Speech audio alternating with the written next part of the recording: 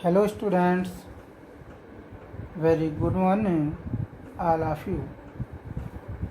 Today we discuss about identification of slow learners in inclusive education. छात्रों, आज हम धीमी गति से सीखने वालों की पहचान के संबंध में अध्ययन करेंगे। इससे पूर्व की वीडियो में हमने ऑब्जर्वेशन और केस स्टडी के संबंध में अध्ययन किया था। आज हम अध्ययन करेंगे स्कूली उपलब्धि में मूल्यांकन, स्कॉलास्टिक टेस्ट, व्यक्तित्व परीक्षण, पर्सनालिटी टेस्ट, खुफिया परीक्षण, इंटेलिजेंस टेस्ट, चिकित्सा परीक्षण, मेडिकल एग्जामिनेशन और मनोवैज्ञानिक परीक्षण and psychological test. Okay students, अब हम देखते हैं पहले ये स्कूली उपलब्धि में मूल्यांकन, स्कॉलास्टिक टेस्ट क्या है। धीमी गति से सीखने वाले, जिन्हें स्लो लर्नर्स कहते हैं, इनकी पहचान स्कूल में उपलब्धि के द्वारा भी की जा सकती है। ये टेस्ट परीक्षण अंकगणित, अर्थमेटिक, पढ़ने, रीडिंग, वर्तनी, स्पेलिंग, रचना, कंपोजिशन, भाषा, लैंग्वेज और समझने की शक्ति, पावर टू अंडरस्टैंड के आधार पर हो सकती है स्कूली उपलब्धि के मूल्यांकन में। ओके स्टूडेंट्स, नेक्स्ट है हमारा पर्सनालिटी टेस्ट, व्यक्तित्व परीक्षण। पर्सनालिटी टेस्ट के माध्यम से भी हमें बच्चों के विषय में इंफॉर्मेशन प्राप्त हो सकती है,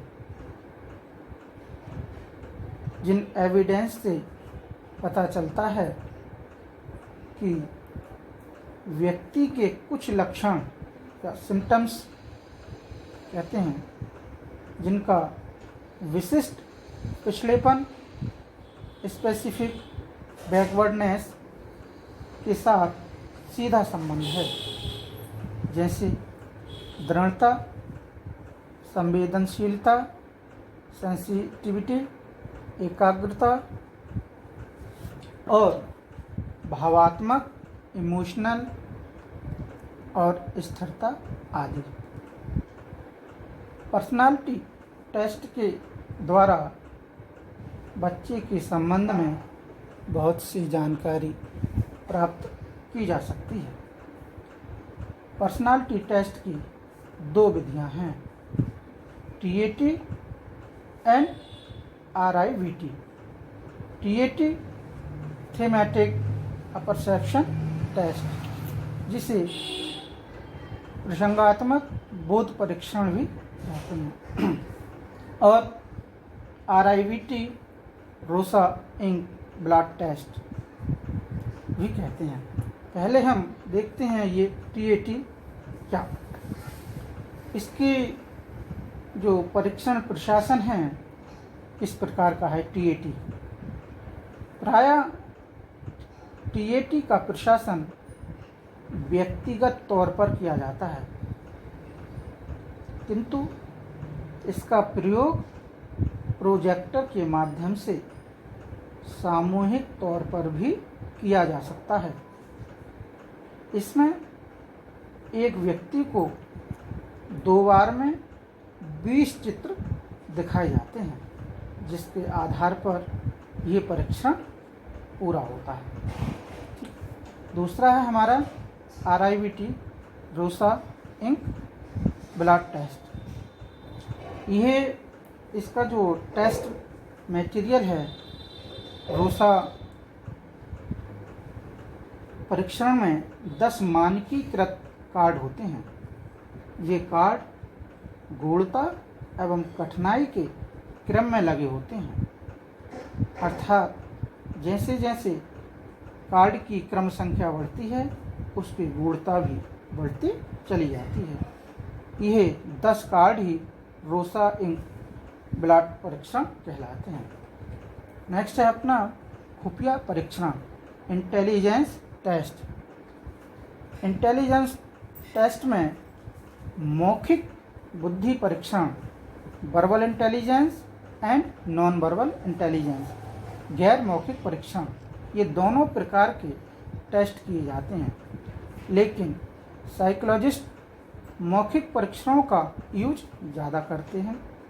ये स्लो लर्नर्स और बैकवर्ड चाइल्ड की एक सच्ची पिक्चर सामने लाते हैं, परंतु इसके लिए कई प्रकार के टेस्ट करने पड़ते हैं। केवल एक टेस्ट के आधार पर ही हम किसी बच्चे का ऑब्जर्वेशन नहीं कर सकते। ठीक है, अब है नेक्स्ट हमारा चिकित्सा परीक्षण, मेडिकल एग्जामिनेशन।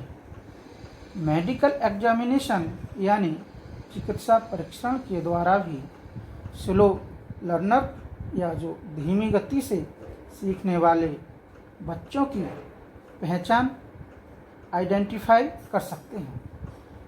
इस तकनीकी के तहत मेडिकल एक्सपर्ट के द्वारा बच्चों के विषय में इंफॉर्मेशन प्राप्त की जाती है।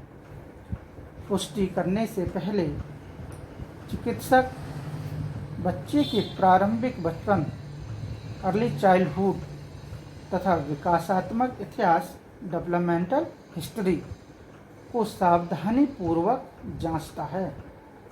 इसके बाद में यह पता लगाने का प्रयास करता है कि वह फिजिकली एंड मेंटल रूप से किस कैटेगरी में आता है। ओके स्टूडेंट, नेक्स्ट हमारा साइकोलॉजिकल टेस्ट, मनोवैज्ञानिक परीक्षण। साइकोलॉजिकल टेस्ट का प्रयोग इस उद्देश्य से किया जाता है कि पता लगाया जा सके कि वह फिजिकल और मेंटल रूप से किस प्रकार का बच्चा है, उसकी बुद्धि लब्धि IQ कितनी है।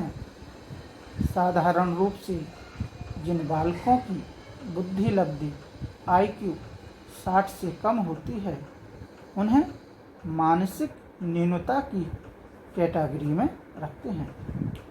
साइकोलॉजिकल टेस्ट के द्वारा धीमी गति से सीखने के कारणों का पता लगाते हैं।